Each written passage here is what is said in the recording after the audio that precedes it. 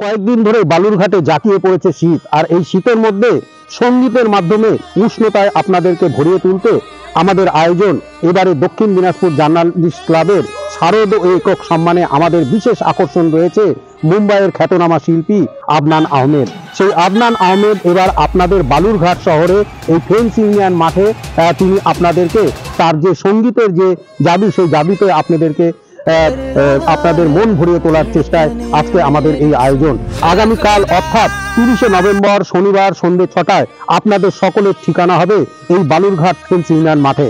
আপনাদের জন্য আমরা দক্ষিণ দিনাজপুর জার্নালিস্ট ক্লাবের যারা সদস্য সাংবাদিক রয়েছি আপনাদের স্বাগত জানিয়ে এবং আপনাদের অভ্যর্থনার জন্য আমরা সকলেই অধীর আগ্রহে। আপনারা সকলেই আসুন, সবান্ধব আসুন, সপরিবার আসুন।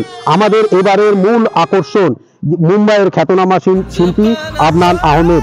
এই সেই আদনান আহমেদের সেই সঙ্গীত পরিবেশনার পাশাপাশি রয়েছে একক সম্মান, অর্থাৎ এই দক্ষিণ দিনাজপুর জেলার এমন কিছু মানুষ যারা আমাদের সাধারণের মধ্যে মিশে থেকে তাদের যে জীবন সংগ্রাম, সেই জীবন সংগ্রামের মধ্যেও তারা সমাজের জন্য তথা দেশের জন্য তারা অনন্য অসাধারণ কাজ করে চলেছেন।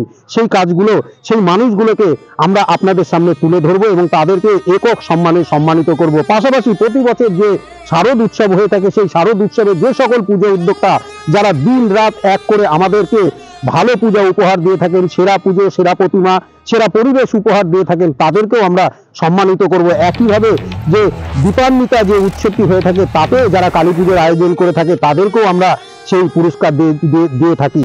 এবং পাশাপাশি এবার অনন্য সাধারণ সম্মাননা বলে আমরা আরো একটি সম্মাননা এবার শুরু করেছি।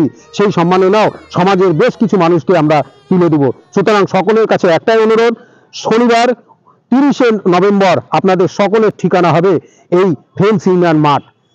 আমরা আপনাদের অভ্যর্থনা এবং স্বাগত জানাতে আমরা অপেক্ষায়। আপনাদের 30শে নভেম্বর শনিবার সন্ধ্যে 6টায় আপনাদের ঠিকানা হবে বালুরঘাট ফ্রেন্ডস ইউনিয়ন ময়দান। আসছেন তো? শুধু একা নয়, সবার নাম আসুন, সব পরিবারে আসুন।